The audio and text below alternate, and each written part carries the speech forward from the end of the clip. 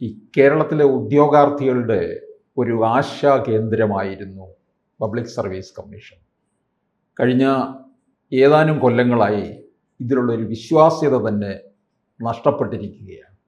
പക്ഷേ ഇടപെടേണ്ടവർ പലരും ഇത് കണ്ടിട്ട് മുഖം തിരിച്ചു നിൽക്കുകയുമാണ് ചെയ്യുന്നത്. ഒരു ജനകീയ ഇടപെടൽ തന്നെ ഇതിനകത്ത് അനിവാര്യമല്ലേ?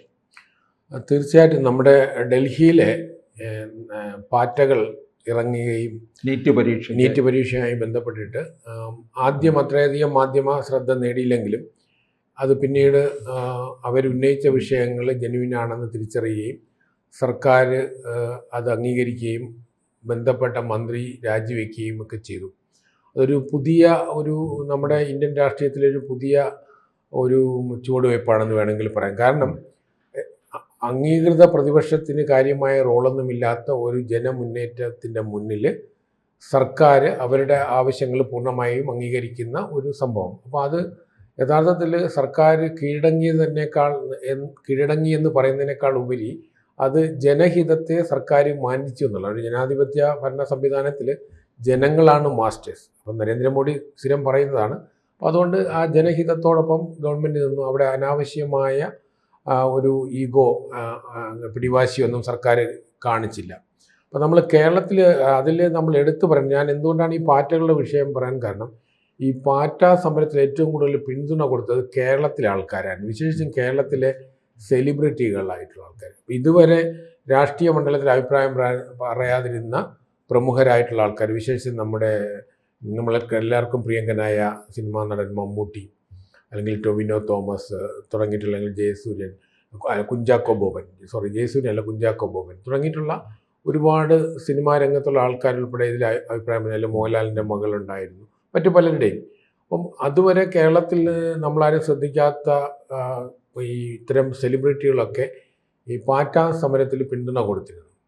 അപ്പോൾ അന്ന് അത് കണ്ടപ്പോഴത്തേക്കും നമുക്ക് അതിനോട് വളരെ സന്തോഷം തോന്നി. ഞാൻ വ്യക്തിപരമായിട്ട് മമ്മൂട്ടി ട്വിറ്ററിൽ, അതായത് എക്സിൽ കുറിച്ച പോസ്റ്റ് ഉണ്ട്. അതിൽ അദ്ദേഹം പറയുന്നത്, the youth are the true treasure of our nation, listen to their voices, protect them, empower them എന്ന് അദ്ദേഹം കുറിച്ചു. അത് കഴിഞ്ഞ ജൂലൈ 23-ാം തീയതിയാണ്.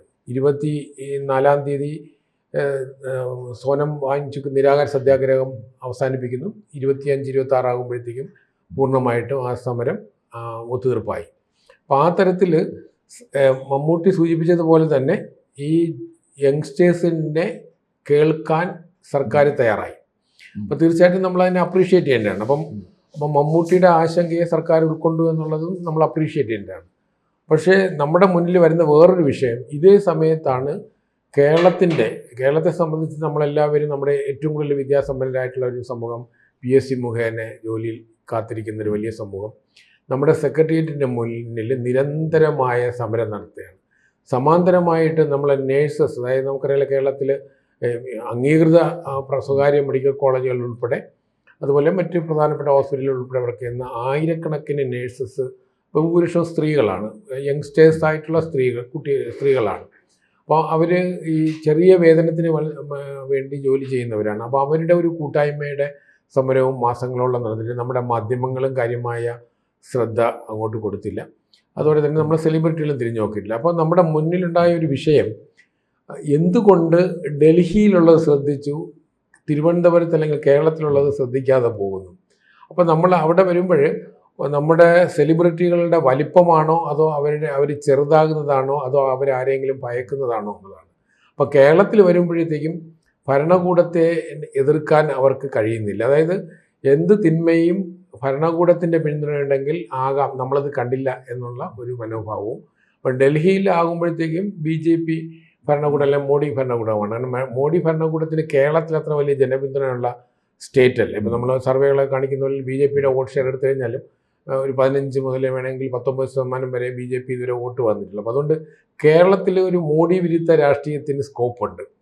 എന്നാൽ കേരളത്തിൽ ഇടത് വലത് മുന്നണി ഭരണത്തിനെതിരെ അഭിപ്രായം പറയാനായിട്ട് ഇവർക്ക് മടിയുമുണ്ട്. അപ്പം ഈ ഒരു ഇരട്ടത്താപ്പുണ്ടല്ലോ, ഇത് നമ്മൾക്ക് ഉണ്ടാകുന്ന സംശയമാണ്, അല്ലെങ്കിൽ അവരാണ് അതിന് പരിഹാരം കാണേണ്ടത്. കാരണം ഉദാഹരണത്തിന് തിരുവനന്തപുരം സെക്രട്ടേറിയറ്റിന് മുന്നിൽ കഴിഞ്ഞ 24 ദിവസമായിട്ട് റാങ്ക് ഹോൾഡേഴ്സിൻ്റെ സമരം നടക്കുന്നു. സമാന്തരമായിട്ട് PSCയുമായി ബന്ധപ്പെട്ടിട്ടുള്ള പ്ലാനിംഗ് ബോർഡിലെ അപ്പോയിൻമെൻറ്റുമായിട്ട് ബന്ധപ്പെട്ടിട്ടുള്ള അതൊക്കെ ക്രൈംബ്രാഞ്ചിൻ്റെ എൻക്വയറി നടക്കുന്നത്, SIT ടീം അന്വേഷിക്കുന്നുണ്ട്. അപ്പോൾ ആ തരത്തിൽ അതിൻ്റെ 90ഓളം PSC പരീക്ഷകളിൽ കൃത്രിമം കാണിച്ചിട്ടുണ്ടെന്നാണ് ഇപ്പോൾ വന്നിരിക്കുന്ന കണക്കുകൾ. അത് നമുക്കറിയാമല്ലോ, നേരത്തെ തന്നെ അത് യഥാർത്ഥത്തിൽ യൂണിവേഴ്സിറ്റി കോളേജിൽ ഒരു കത്തിക്കുത്തി കേസിൽ പോലീസ് റെയ്ഡ് ചെയ്യുമ്പോഴത്തേക്കും അവിടെ പോലീസ് റാങ്ക് ലിസ്റ്റിലെ ഒന്നാമൻ്റെ അടുത്ത് ചോദ്യപേപ്പറും ഉത്തരവും എല്ലാം ഉത്തരക്കടലാസും ഒക്കെ ഇരിക്കുന്നൊരവസ്ഥ. അങ്ങനെ ആ പരീക്ഷ പിന്നെ ക്യാൻസൽ ചെയ്യേണ്ടി വന്നു. പക്ഷെ അതൊന്നും കേരളത്തിൽ വലിയ ബഹുജന സമരമായി മാറിയില്ല. അത് പ്രധാന കാരണം പിണറായി വിജയൻ ഭരണത്തിനെതിരായ ഒരു ജനകീയ സമരം, നമ്മളീ പറയുന്ന സാംസ്കാരിക നായകന്മാരാരും ആ സമരത്തിൽ അണിനിരക്കില്ല എന്നുള്ളത് കൊണ്ട് തന്നെ നമ്മുടെ മാധ്യമങ്ങളും അത് കാര്യമായി ശ്രദ്ധയില്ലാതെ പോയി. 1-2 ചർച്ചകളൊക്കെ നടന്നു പോയി. അപ്പോൾ ഇപ്പം നമ്മൾ നടക്കുന്ന PSC സമരം എന്ന് പറയുന്നത് ജീവൻ മരണ പോരാട്ടമാണ് കുട്ടികളുടെ. കാരണം ഈ റാങ്ക് ലിസ്റ്റുകൾ പലതും വന്നിട്ട് 2 വർഷം കഴിഞ്ഞു. അത് 3-ാം വർഷമാകുമ്പോഴത്തേക്കും അത് അവസാനിക്കും. അപ്പോൾ ഒരു PSCയിൽ ഒരു ആയുസ് മുഴുവനും വിചാരിച്ചാലേ PSC റാങ്ക് ലിസ്റ്റ് വരാൻ കഴിയുള്ളൂ. കാരണം നോട്ടിഫൈ ചെയ്യുന്നത് അത്രയധികം സമയമെടുക്കും. ഒരു വേക്കൻസി വന്ന് നോട്ടിഫൈ ചെയ്ത് ടെസ്റ്റ് നടത്തുമ്പോഴത്തേക്കിന് ഏതാണ്ട് ഒരു 5-6 വർഷം എടുക്കും. അതിൻ്റെ റാങ്ക് ലിസ്റ്റ് വന്ന് പിന്നെയും 3 വർഷം കാത്തിരിക്കണം. അതായത് ഒരാൾ 6-7 വർഷം കാത്തിരുന്നാണ് റാങ്ക് ലിസ്റ്റിലേക്ക് എൻ്റർ ചെയ്യുന്നത്. ഇനി റാങ്ക് ലിസ്റ്റ് വന്നിട്ട് വീണ്ടും നമ്മൾ കാത്തിരിക്കുകയാണ്. അപ്പം ഈ LP സ്കൂൾ ടീച്ചേഴ്സിൻ്റെ വിഷയം ഉൾപ്പെടെ വേക്കൻസി ഉണ്ട്. ഇത് യഥാവിധി ഈ വേക്കൻസി റിപ്പോർട്ട് ചെയ്യുന്നില്ല. അപ്പോൾ എൻ്റെ അന്വേഷണത്തിൽ നമ്മൾ മനസ്സിലാക്കുന്നത് വിവിധ ഡിപ്പാർട്ട്മെൻറ്റിലെ വേക്കൻസികൾ എല്ലാം തന്നെ നിലവിൽ താൽക്കാലികമായി ആളുകളെ വെച്ചുകൊണ്ട് നടത്തിക്കൊണ്ട് പോവുകയാണ്.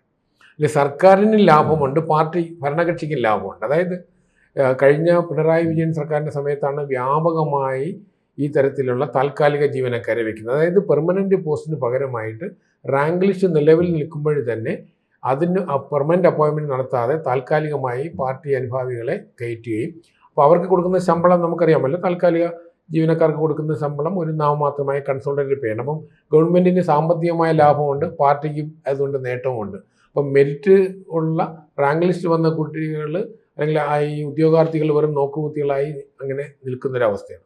അപ്പോൾ അവർ കാലാകാലങ്ങളിൽ ഓരോ റാങ്ക് ലിസ്റ്റിൻ്റെ അവസാന സമയത്ത് നമുക്കറിയാം, നേരത്തെ പോലീസ് കോൺസ്റ്റബിൾ റാങ്ക് ലിസ്റ്റ് ഇതുപോലെ സമരം നടത്തി അവസാനം അവർ പരാജയപ്പെടുക ചെയ്തത്. കാരണം അത് ആ ലിസ്റ്റ് ക്യാൻസൽ ചെയ്ത് പുതിയ ലിസ്റ്റ് വന്നു, അതിൻ്റെ കാലാവധി കഴിഞ്ഞു.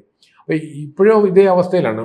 വിവിധ അധ്യാപക പോസ്റ്റുകൾ, കോളേജ് അധ്യാപകരുൾപ്പെടെ റാങ്ക് ലിസ്റ്റ് ഉണ്ട്, വേക്കൻസി ഉണ്ട്, പക്ഷേ PSC അഡ്വൈസ് മെമ്മോ കൊടുക്കുന്നില്ല. അതിൻ്റെ പ്രധാന കാരണം സർക്കാരിനും താല്പര്യമില്ല. കാരണം പെർമനൻറ്റ് അപ്പോയിൻമെൻറ്റിനോട് ബാധ്യതയുള്ളത് കൊണ്ട് ഈ താൽക്കാലിക ഇതിൽ പോകാം. അപ്പം ഇതൊന്നും റിപ്പോർട്ട് ചെയ്യുന്നില്ല.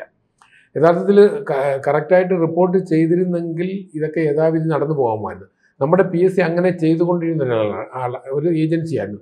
വളരെയധികം വിശ്വാസം, ഞാനൊക്കെ ഒരു അപേക്ഷ ഇടുന്ന സമയത്തൊക്കെ നമ്മളുടെ അത്രയധികം വിശ്വാസമുള്ള ഒരു തരത്തിലുമുള്ള അഴിമതി നടക്കാത്തൊരു സ്ഥാപനമായിരുന്നു കേരളത്തിലെ PSC. പക്ഷേ കഴിഞ്ഞ 10 വർഷം കൊണ്ടാണ് PSC ഈ തരത്തിലുള്ള ഗുരുതരമായിട്ടുള്ള അഴിമതി ആരോപണങ്ങൾ വന്നിട്ടുള്ളത്. പക്ഷേ ഇതിനെതിരെ ഒരു ബഹുജന മുന്നേറ്റം കേരളത്തിൽ ഉണ്ടാകുന്നില്ല. അപ്പോൾ ബഹുജന മുന്നേറ്റം ഉണ്ടാകാത്തതിൻ്റെ പ്രധാന കാരണങ്ങൾ നമ്മുടെ മാധ്യമങ്ങളിലെ ചില ചർച്ചകൾ നടക്കുന്നതിനപ്പുറം ഇത് ഒരു ബഹുജന മുന്നേറ്റമായിട്ട് വരാനായിട്ടുള്ള ഗ്രൗണ്ട് സപ്പോർട്ട് ഈ റാങ്ക് ഹോൾഡേഴ്സിനുണ്ടാകില്ല. കാരണം ഓരോ വിഷയത്തിലും അല്ലെങ്കിൽ ഓരോ ഡിപ്പാർട്ട്മെൻറ്റിലും വേക്കൻസി എന്ന് പറയുന്നത് നാമമാത്രമായ പോസ്റ്റുകളാണ് പല ഡിപ്പാർട്ട്മെൻറ്റിലും ഉണ്ടാകുക. അപ്പോൾ നമ്മൾ LD ക്ലർക്ക് പോലെയുള്ള വേക്കൻസി അല്ലെങ്കിൽ അസിസ്റ്റന്റ് ഗ്രേഡ് അങ്ങനെ അതിലേക്കാണ് കുറച്ച് കൂടുതൽ ആൾക്കാരുണ്ടാവുള്ളൂ, കാൻഡിഡേറ്റ് ഉണ്ടാവുള്ളൂ. മറ്റെല്ലാം തന്നെ സെലക്റ്റഡ് പോസ്റ്റുകളാണ്. ഇപ്പോൾ തന്നെ വിവാദമായിട്ടുള്ള പ്ലാനിംഗ് ബോർഡിലെ ചീഫ് എന്നുള്ള പോസ്റ്റ്, അത് ഇൻഡസ്ട്രി ആൻഡ് ഇൻഫ്രാസ്ട്രക്ചർ എന്നുള്ള ഒരു ടെക്നിക്കൽ പോസ്റ്റാണ്. ഒരു എക്സ്പീരിയൻസ്ഡ് ആയ ഒരാളാണ് അപ്പോയിൻറ്റ് ചെയ്യേണ്ടത്. അപ്പം അത് ഒരു വേക്കൻസി ആയിരിക്കും ഉണ്ടാകുക. അപ്പം ഇതുപോലെ മറ്റ് പല വേക്കൻസികളും 1-2 വേക്കൻസി ഉണ്ടാവുള്ളൂ. അപ്പോൾ അതുകൊണ്ട് തന്നെ ഇതിൽ ഇരകളാകുന്നവർക്കൊരു സമരമുഖത്ത് വരാനും കഴിയില്ല.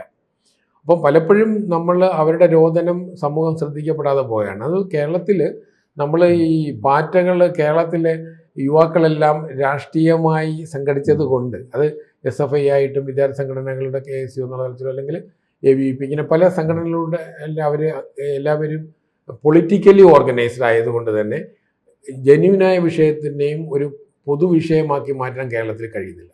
അപ്പം ഞാൻ ഈ വിഷയം നമ്മൾ ചർച്ച ചെയ്യേണ്ടത് മമ്മൂട്ടിയെ പോലെയുള്ള ആളുകൾ ഈ വിഷയങ്ങളിൽ കൂടെ ശ്രദ്ധ ചെലുത്തണം. അത് ടൊവിനോ പോലെ. കാരണം ഞാൻ പറയാൻ കാരണം അവരുടെ പോസിറ്റീവായിട്ടാണ് ഞാൻ ഈ പറയുന്നത്. കാരണം ഈ സാധാരണക്കാരൻ്റെ വിഷയങ്ങൾ എത്തേണ്ടിടത്തെത്തും. ഈ സെലിബ്രിറ്റികളുടെ ഒരു അഡ്വാൻറ്റേജ് എന്ന് പറഞ്ഞാൽ അവർ പറയുമ്പോഴത്തേക്കും അത് പൊതുസമൂഹത്തിൻ്റെ ശ്രദ്ധയിൽ വരും. ഇപ്പം നമ്മളെല്ലാവരും അവരവരെ കാര്യം നോക്കി നടക്കുന്നവരാണ്. അപ്പോൾ നമ്മളതുകൊണ്ട് മറ്റുള്ള വിഷയങ്ങൾ അറിയുന്നില്ല. അപ്പം മമ്മൂട്ടി നാളെ ഇതിനകത്തൊരു അഭിപ്രായം പറയുകയാണെങ്കിൽ തീർച്ചയായിട്ടും ഗവൺമെൻറ് ശ്രദ്ധിക്കും, സമൂഹം ശ്രദ്ധിക്കും, ഇതൊരു ബഹുജന വിഷയമായി മാറും. അപ്പം ഞാനിത് പറയാൻ കാരണം മമ്മൂട്ടി ഈ നീറ്റ് വിഷയത്തിൽ കാണിച്ച ശ്രദ്ധ കേരളത്തിലെ യുവാക്കളുടെ വിഷയത്തിലും കാണിക്കണം. കാരണം അത് ഈ ഇവരെ സംബന്ധിച്ച് ഒറ്റപ്പെട്ട സമരം നടത്തുന്ന ആളുകളെ സംബന്ധിച്ചിടത്തോളം ഗവൺമെൻറ്റിൻ്റെ കണ്ണു തുറപ്പിക്കുന്നതിന് വേണ്ടി സഹായിക്കും. സമൂഹം പൊതു മനസ്സ് അതിനോടൊപ്പം ഉണ്ടാകും. പാറ്റകളുടെ സമരം വിജയിക്കാൻ കാരണം ലക്ഷക്കണക്കിന് യുവാക്കളുടെ അല്ലെങ്കിൽ കുട്ടികളുടെയും അതോടൊപ്പം തന്നെ പാരൻസിൻ്റെയും കൺസേൺ പാറ്റകൾ അഡ്രസ്സ് ചെയ്തുകൊണ്ടാണ്.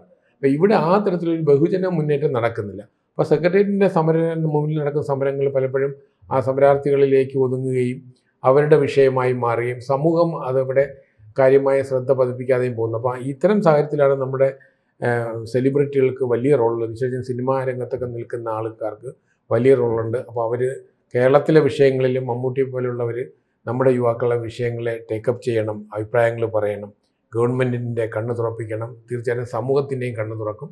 മാത്രമല്ല ഇത്തരം അനീതികൾ കേരളത്തിൽ ആവർത്തിക്കാതിരിക്കുകയും ചെയ്യും. അപ്പോൾ ആ ഒരു റിക്വസ്റ്റാണ് ഞാൻ മുന്നിൽ വയ്ക്കുന്നത്. കൂടുതൽ വാർത്തകളും വിശേഷങ്ങളും നിങ്ങളിലേക്ക് എത്താൻ ABC മലയാളം സബ്സ്ക്രൈബ് ചെയ്യുക, ബെൽ ബട്ടണും അമർത്തുക.